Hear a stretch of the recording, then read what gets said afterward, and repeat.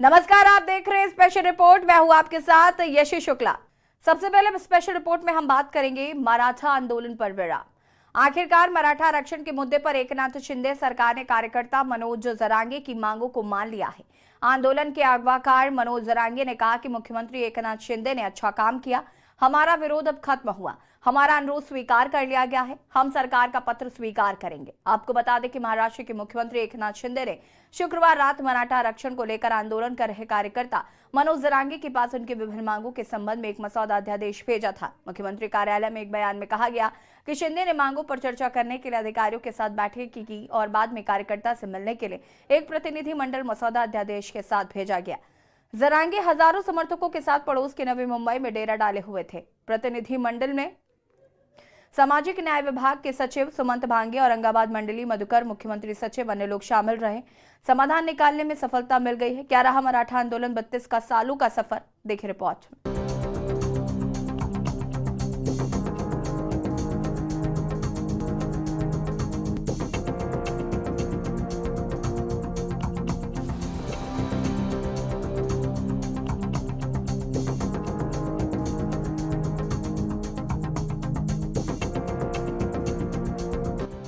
देश में आम चुनाव से पहले जातिगत जनगणना जितना बड़ा मुद्दा बना हुआ है, महाराष्ट्र में मराठा आरक्षण का मुद्दा भी उतना ही अहम रहा।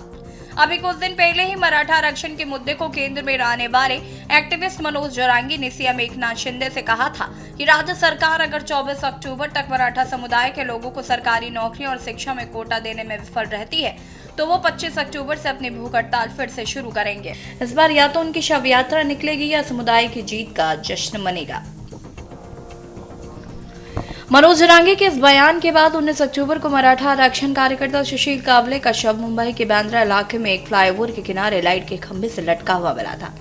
उन्होंने एक सुसाइड नोट छोड़ा था जिसमें मराठा समुदाय को आरक्षण देने की मांग की गई थी। इन दोनों ही घटनाओं में प्रदेश में मराठा समुदाय के आरक्षण की मांग एक बार फिर चर्चा में ला दी गई है। महाराष्ट्र के मुख्यमंत्री एकनाथ शिंदे ने रविवार को अपने एक बयान में कहा कि महाराष्ट्र सरकार मराठा समुदाय को कानून के दायरे में आरक्षण देने की पूरी कोशिश कर रही है।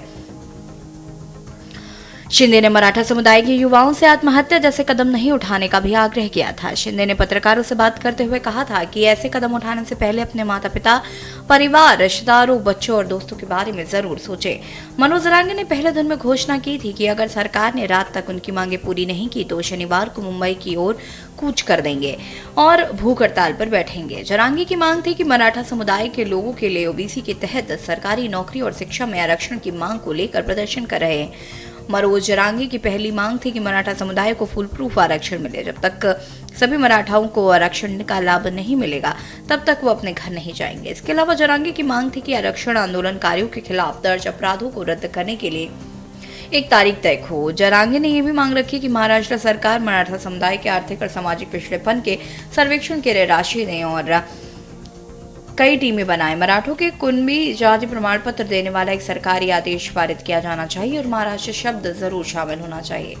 बता दें कि पिछले साल सितंबर में भी जरांगे के नेतृत्व में मराठा आरक्षण को लेकर आंदोलन हुआ था जिसमें हिंसा भड़क गई थी। मराठा आरक्षण आंदोलन 29 सुसाइड। मराठा आरक्षण आंदोलन 1997 से 2024। 1997 मराठा आरक्षण के लिए बड़ा आंदोलन मराठा महासंघ और मराठा सेवा संघ ने शुरू किया। आंदोलनकारियों का कहना था कि मराठा प्रकाश नहीं बल्कि भी है जिन्हें खेती किसानी वाला समुदाय माना जाता है। 2008-14 पूर्व मुख्यमंत्री शरद पवार और विलासराव देशमुख ने मराठा आरक्षण की मांग को समर्थन दिया। अगले कुछ सालों में कई राजनीतिक दलों ने समर्थन जताया। 2014 25 जून पृथ्वीराज चौहान की सरकार ने एक प्रस्ताव स्वीकार किया जिसके तहत सरकारी नौकरियों और शैक्षिक संस्थानों के मराठाओं को 16% आरक्षण दिया गया।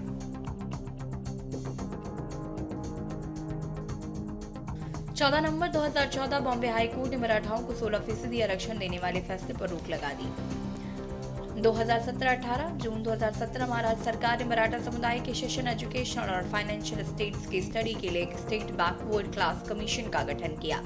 17 जुलाई 2018 में मराठा संगठनों ने पंढरपुर में तय किया गया कि तत्कालीन सीएम देवेंद्र फडणवीस को आषाढ़ी एकादशी के दिन भगवान विठल की पूजा नहीं करने देंगे। सीएम ने ट्रिप कैंसिल कर दी और कहा कि वो आरक्षण का समर्थन करते हैं।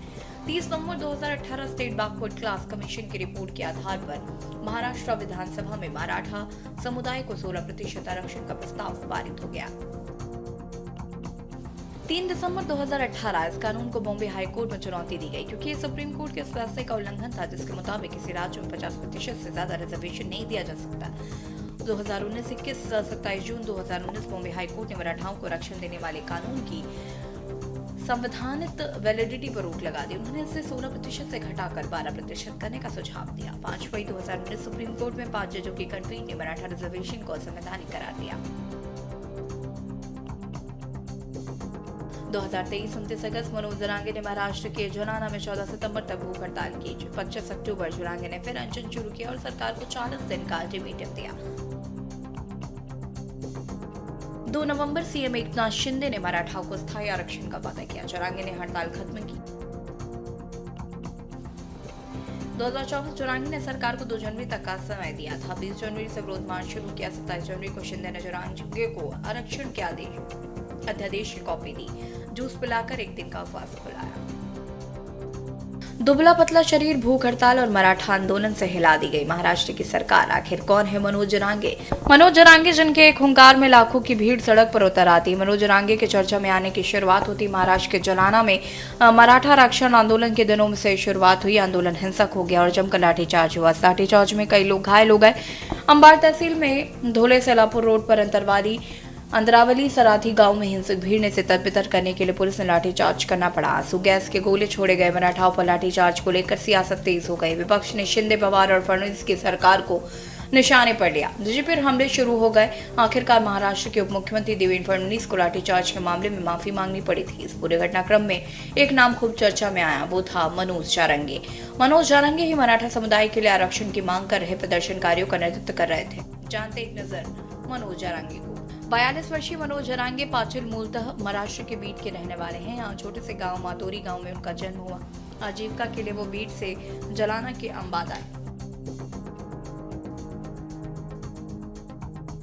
यहाँ उन्होंने एक होटल में काम करना शुरू किया।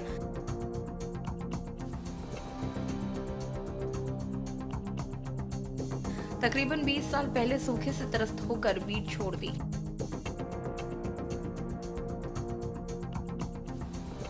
उनके पिता जनाना के अंकुश नगर की मोहते बस्ती में आकर बस गए। 4 बेटों में सबसे छोटे मनोज जरांगे मराठा समाज के बड़े नेता बन चुके हैं। कुछ समय बाद मनोज जरांगे ने कांग्रेस ज्वाइन की।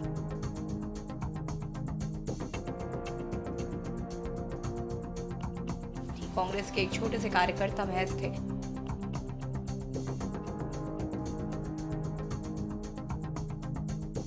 हालांकि कुछ समय बाद वो कांग्रेस से अलग हुए।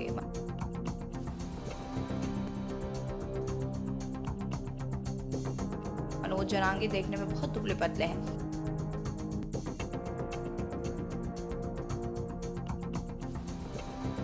जरांगे लंबे समय से मराठा आंदोलन से जुड़े हैं।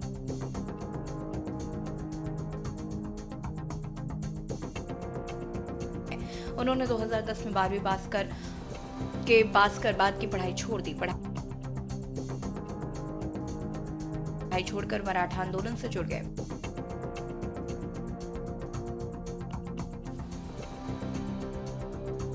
मनोज जरांगे ने मराठा आंदोलन की मुहिम 2011 से शुरू की।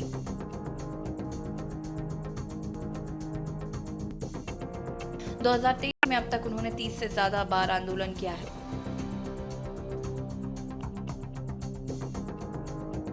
मनोज ने 2021 में जलाना के पिपल गांव में 3 महीने धरना दिया।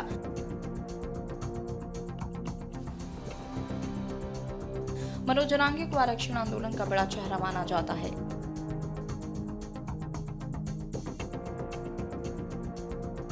मराठवाड़ा एरिया में उनका बहुत सम्मान है।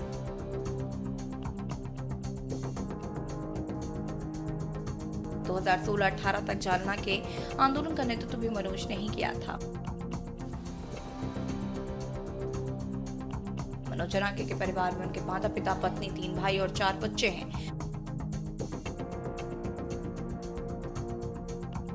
मनोज जरांगे की पत्नी सुमित्रा पारिवारिक खेत पर काम करती हैं।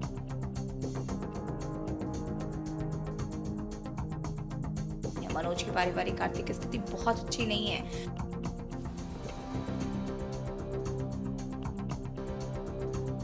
वो अपने मराठा आंदोलन की मुहिम को परिवार से ज्यादा महत्व देते हैं। मनोज ने मराठा आरक्षण आंदोलन के लिए अपना एक संगठन बना रखा है। मनोज ने संगठन का नाम मनोज ने शिवा रखा है।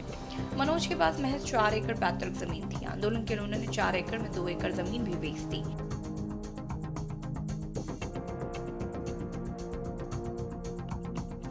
बीते सितंबर की शुरुआत में मराठा आंदोलनकारी मनोज जरांगी ने समुदाय के लोगों को कुनबे जाति का प्रमाण पत्र देकर ओबीसी कोटे से आरक्षण देने की मांग के साथ ही अनशन करना शुरू किया। उनके साथ अनशन में महीने में भीतर आंदोलन का रूप ले लिया और सितंबर के आखिर तक आरक्षण की ये मांग राज्य के अन्य हिस्सों में पहुंच चुकी थी। इस बीच देश में होने वाले आम चुनाव और राजनीतिक दबाव बढ़ने से सीएम शिंदे ने जरांगी से मुलाकात की और उनकी मांग पूरी करने का आश्वासन दिया। जरांगी ने 14 सितंबर को 70वें दिन अपना अनशन समाप्त किया।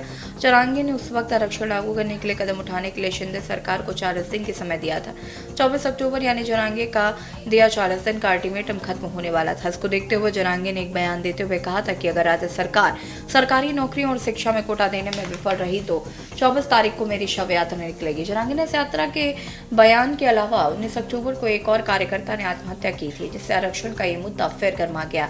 प्रबुद्ध चौहान, स्पेशल डेस्क के न्यूज इंडिया। यहाँ रुकेंगे एक छोटे से ब्रेक के लिए जो हाजिर होते